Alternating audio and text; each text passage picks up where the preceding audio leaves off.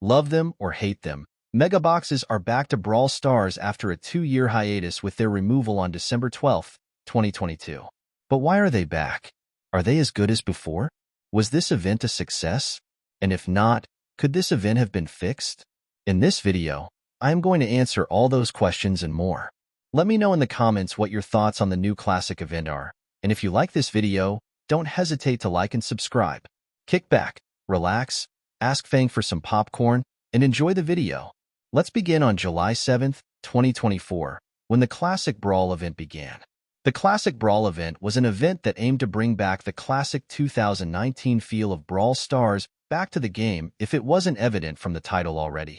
The Classic Brawl event brought many things to the game, so let's go through them.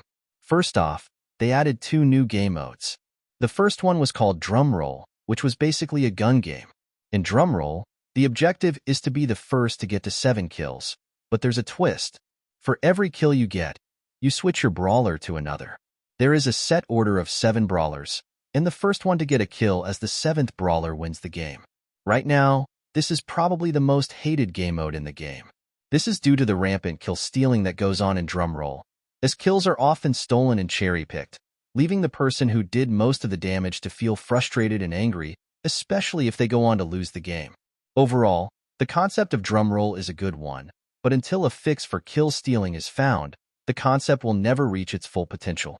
The second game mode added in the classic event was the Mirror Match event. In this game mode, every single person would be playing the same classic brawler. This isn't a particularly bad or controversial game mode, as it isn't trying to do much and is overall pretty fun, as it is mostly based on skill as every person is the same brawler. With that out of the way, let's get to the main event, Megaboxes. Megaboxes were brought back from the dead in this classic event. Megaboxes could be obtained in a variety of ways. The first and most unreliable way of obtaining megaboxes is for free in the shop. As of the writing of this video, only 2 megaboxes have been given for free in the shop, so don't rely on this method.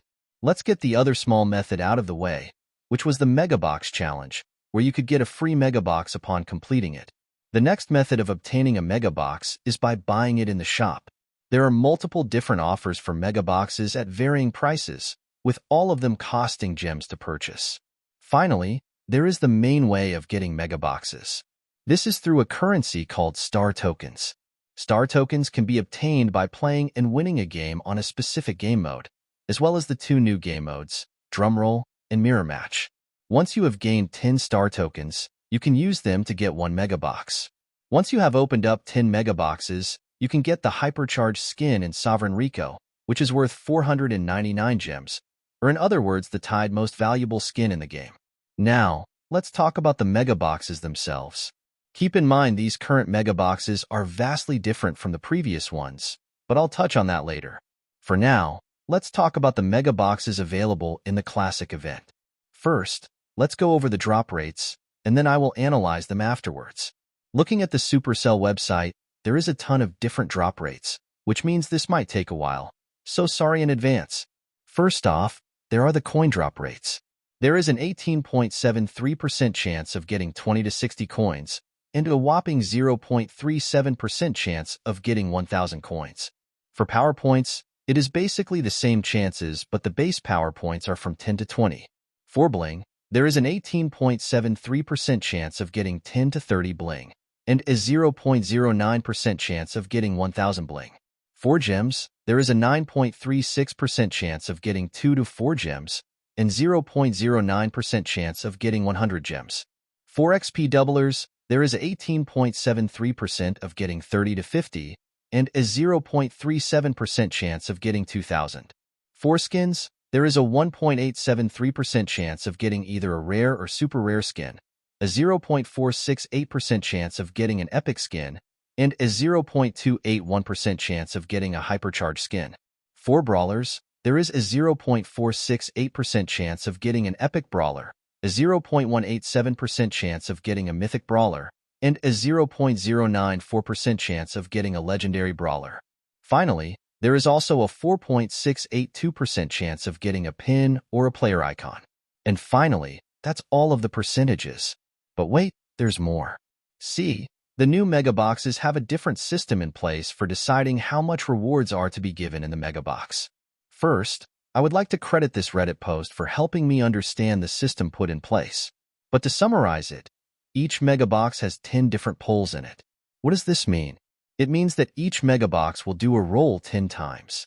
So for example, it may give you coins in the first roll, and then power points in the second roll, and so on and so forth. This makes it so that all of the percentages that I told you are multiplied by 10 due to the 10 rolls in each box. For example, the 0.37% chance of getting 1,000 coins would become a 3.7% chance. Still not great, but much, much better than before. Now that we've finished looking at all the percentages and drop rates, let's analyze them. One thing becomes clear straight away. For most of the rewards, there is the standard drop with a somewhat high percentage of getting it, and a very rare drop with a very low percentage. For example, the coins have an 18.73% chance of getting 20 to 60 coins, but also have a 0.37% chance of getting 1,000 coins, though as I said before, it is actually around a 3.7% chance. I believe that there is a clear reason for this very rare chance of getting a large amount of rewards. What is that reason, you ask? Why do you ask so many questions like this, you ask? Well, I'm not going to answer that second question, but I'll answer this first one. I believe the reason for these extremely low drop rates for high-value things is because they want you to buy more megaboxes. The logic behind this is simple. If you see a chance of getting something insane, like 100 gems or a hypercharged Rico skin, you are more likely to buy more megaboxes to get it. And with the very low chances of getting those things, you are likely to spend more in order to obtain those things. However, this means that it is more likely that you will get pretty trash rewards most of the time. This can be very frustrating for players. For me personally, on my main account, I have gotten literal potatoes. I have opened every single free-to-play box possible and have done every single star token. Yet the best things that I got were prehistoric Frank and 1000 bling. Speaking of the 1000 bling, did you know that there is the same exact chance of getting 100 gems and 1000 bling? Let that sink in. But anyways, back to the rant. Despite opening every box possible, I have gotten nothing of real significance. While you could make the argument that the coins and power points and gems add up, it is still of nothing significant for an event of this size and hype. On the other hand, let's take a look at my mini. In the same exact megabox, I got both 100 gems and the hypercharged Rico skin. In another megabox, I got yet another hypercharged Rico skin, as well as Sakura Spike. And how many megaboxes did I open? 7. Not even the full 10. This highlights a glaring weakness in the megaboxes. There is no consistency in megaboxes. Some people may get 50 coins and a pin from the megaboxes, while others will get 1,000 coins and the max PFB or a hypercharged skin. There is no consistent reward system that was at least somewhat present in other events like the 100 star drops or the 5 legendary star drops. Yes, the rewards were not guaranteed, as you could get 5 super rare skins in a row, for example, from the legendary star drop event. However, it could definitely be argued that the 5 super rare skins are better than what many people have gotten so far in the megabox event. And keep in mind, this is the worst reward you can get. There was definitely a possibility that you could have gotten a legendary brawler or a hypercharge. Of course, there's a possibility that you could have gotten 1,000 coins, 100 gems, or even a hypercharged skin. But the chances are much more variable, and you are more likely to end up with some player icon or a pin that you don't want. Why am I comparing events? Because these events are apparently part of our total resource budget, which means that these events are an actual source of progression for us players. Which means if we don't get great resources from one of the events, then we lose out on quite a bit of progression. This is definitely not a good thing, as I highlighted earlier, due to the inconsistency of the mega box rewards. So some people might get a lot of value out of the classic brawl event, while others will have gotten basically nothing.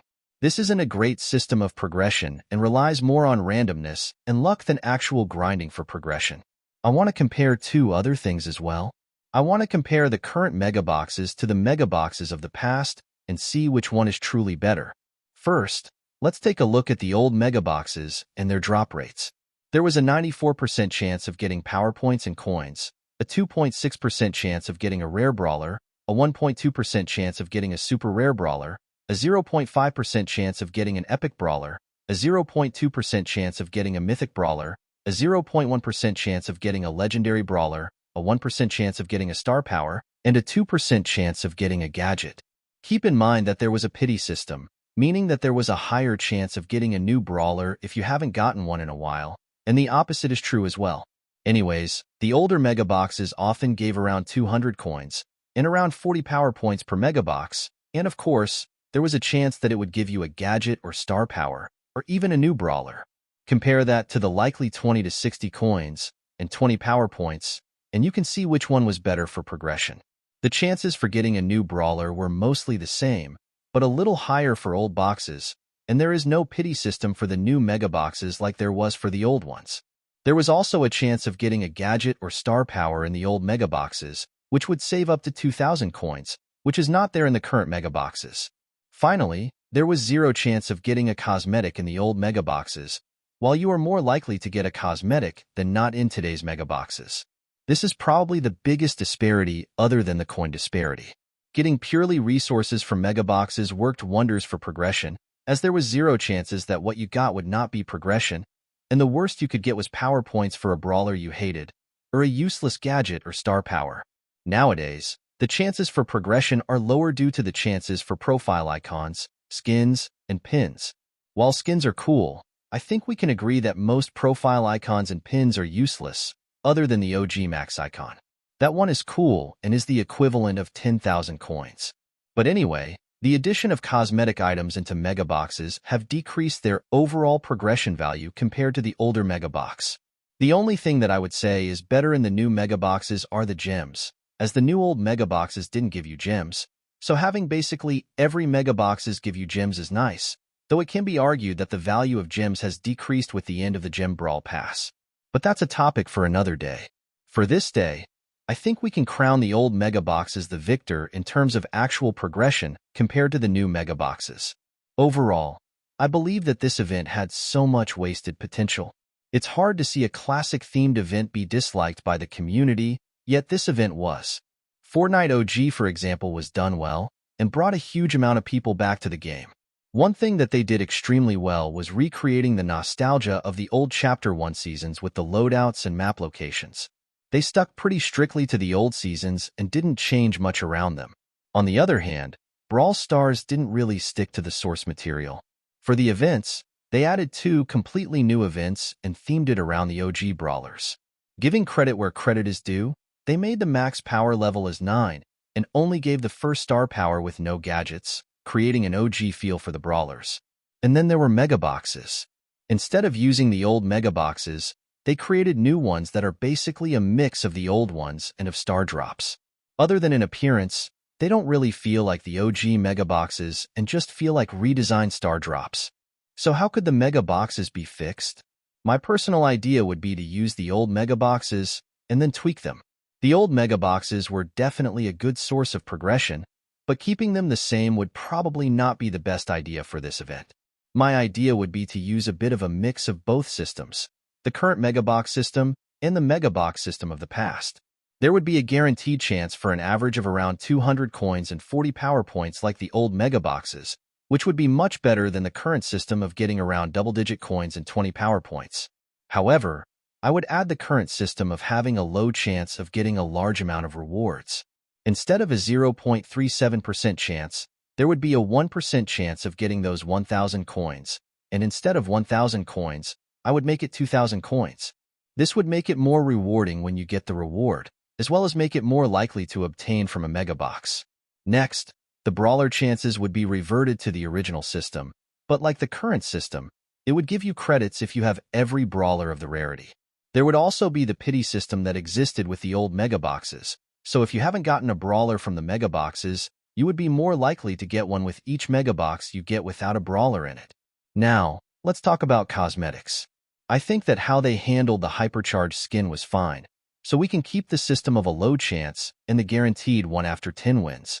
However, I think the skin system should be changed to just give the recolors of the classic skins, like Sheriff Shelly and Deputy Brock, and not all skins.